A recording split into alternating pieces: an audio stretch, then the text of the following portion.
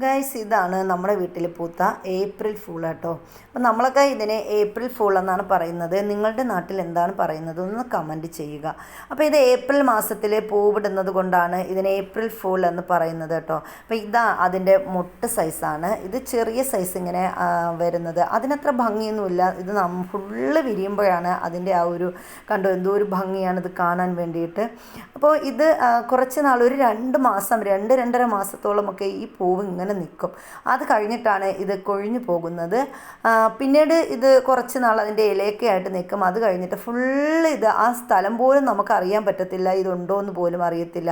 പിന്നെ ഇതിൻ്റെ കിഴങ്ങിൽ നിന്ന് ഇത് ഒരു വേനൽ മഴയൊക്കെ കഴിയുമ്പോൾ ഇങ്ങനെ പൂത്ത് വരും കേട്ടോ.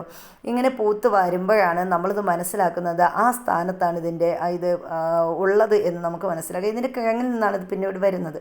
അപ്പോൾ നിങ്ങൾക്ക് നമ്മുടെ വീഡിയോ ഇഷ്ടപ്പെട്ടാൽ ഒന്ന് ലൈക്ക് ചെയ്യാൻ മറക്കരുത്. അപ്പോൾ നിങ്ങൾക്ക് ഇഷ്ടപ്പെട്ടവരിലേക്കൊന്ന് ഷെയർ ചെയ്ത് കൊടുക്കുക.